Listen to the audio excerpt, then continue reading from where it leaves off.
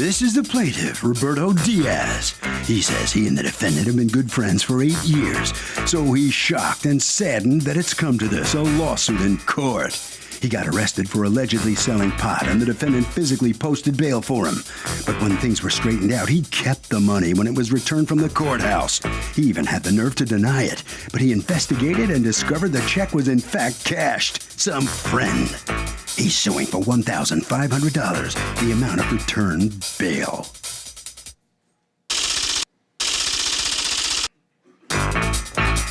This is the defendant, Ariel Vargas. He says he has no idea what the plaintiff's talking about because he borrowed the money from his aunt to bail the plaintiff out. He doesn't know why the plaintiff thinks he owes him because it wasn't even his money. And that, my friend, is that. He's accused of taking what's not his.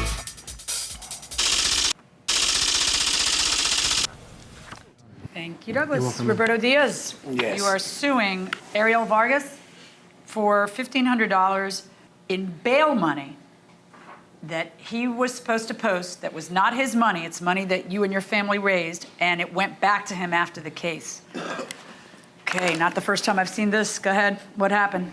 Okay, in January 22nd, I got arrested because they said I was selling pot. Were you? No. At that moment, no. At that moment, no. At another moment? No. Is the case over with? Is the case over with? Yeah, it's dismissed. Okay.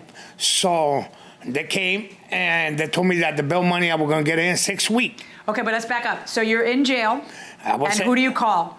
I called my sister. Right. And I told her that I needed some bail money to go to the store in the barber shop. Okay. That they had the money for me. So she came, I called them. Wait, the store and the barber shop had the money for you? Yeah, because the store gave me $500. Why would the store give you $500? Because I be doing job for them and that, and they like my friend for years already. Okay, so the guy who owns the store Yes. put up $500. And the guy from the barber shop put $1,000. Why did the guy from the barber shop put up $1,000? Because I was doing job and that, and being that he gets along with me, he did that favor for me. Okay, now, so you had arranged with those two persons, two men, a man and a woman. Yeah. Okay, to help you out. And then you call your sister saying, pick up at the barbershop in the store the bail money and post it for me. Yes. And then? She came and she told me she couldn't go because she was with the kids in the house. So then she came and told me that she was sending him with the money. Did she collect the money from the barber shop so she collected the money and now she has the money, but she can't go post it? Yes. Because she has the kids? Yes. Okay, go on. So she made me the letter here stating that she gave him the money so he could go and bail me out. Who's he? Ariel Vargas. No, who is he? That people would trust him with $1,500? He was a good friend of mine. Of yours? Yeah. Really? For how long? There's a big age difference between you two. Yeah, like a couple years. How many is a couple? 7 years, 8 years. Really? I know him. Okay. You've known him for 7 or 8 years. How old are you? Me, I'm 51 years old. How old are you? I'm 20. Okay, so there's a 30-year age difference between you two. How do you really know each other? Because my sister lived in front of him. Okay. So, they're from there. So your sister calls him to do this, and then what? And then he went and he bailed me out. All right, and now, so that means that when you go, you post the money in your name because you've got cash in your hands, right? Yeah. All right, so you go and you post the money in your name, and then when the case is over and it gets dismissed 3 months later, of course, the government writes you a check. The jail system writes you a check. Yeah. All right, what'd you do with the check? I cashed it and gave it to my aunt because my aunt was the one that lent me the money. Your aunt is not the barbershop person or the store person. Nah. So No. you claim that it's your money that you posted his bond? Why would you post his bond? Are you buying the fact that this defendant got bail money from his aunt to help the plaintiff? No, nobody's going to provide money for someone that they don't know to get out of jail. That's what I'm saying. You believe what she's saying? I don't believe the aunt at all. I mean, I believe the aunt. The aunt would not give money to some random person. She That's what I'm thinking, going inside the courtroom. He called me. He said that he called his sister. He didn't call his sister. He called me on my cell phone. And said? And that he was in the courthouse, that if I could do him the favor and go bail him out, because nobody, I guess, was able to bail him out. So I go to the courthouse to go bail him out with the money that my aunt lent me. So and they tell where's me your that aunt? You're from the Bronx. Where's your aunt? My aunt is, well, right now she's not in town. So show me her affidavit where she says I posted that money.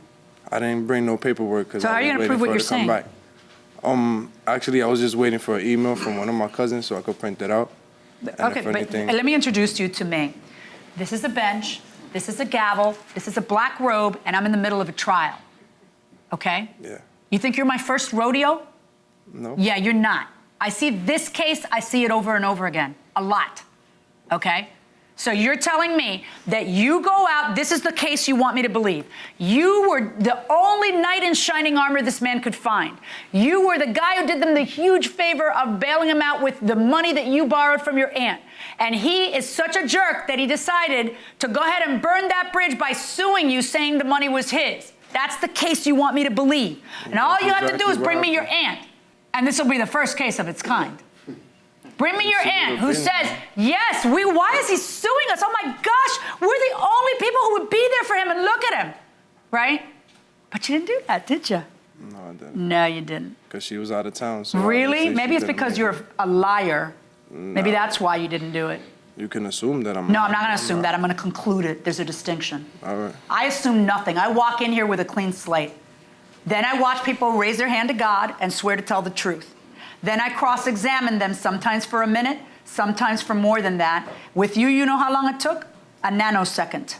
Because you are a liar. And you are a fool for trusting $1,500 to be put in a guy's name who clearly you did not know very well. And frankly, why isn't your sister here? At least you've got a statement from your sister. Why isn't your sister here to back you up? Same reason she couldn't bail you out. No, because she had to take my niece to the dentist and that. Okay, So listen up, my friend. And the two people, you're actually suing in this case with the two people who put up the money, who don't want their name mentioned, but they joined you in filing the lawsuit.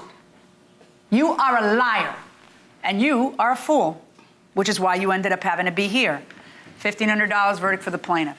Just hold that right there, please.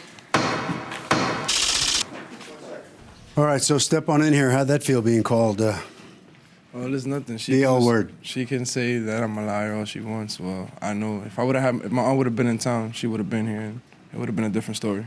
What would she have said that would have gotten you off the hook? She would have showed the paperwork and the bank statement saying that she gave me the money. And there's no way you could have brought that in here with you today. You just couldn't get hold of that anyway. Nah. You know, there are fax machines and there are emails and there are attachments and there. You heard about that stuff? Yeah. Okay, right down this way. So you win this case. Would you rather be a liar or a fool? Which is better? The fool. A fool gets paid at least. Yeah. In this case. But it was good that justice was done. Yeah. Because now I know what type of friends I got. Tell me. You know? Because so many years I know him and that, and we trusted him, and this is what it came down to. What's the lesson? Not to have friends like that. Yeah, okay. Harvey. When friends borrow money from friends, confirm it in emails. It is the way to preserve a friendship.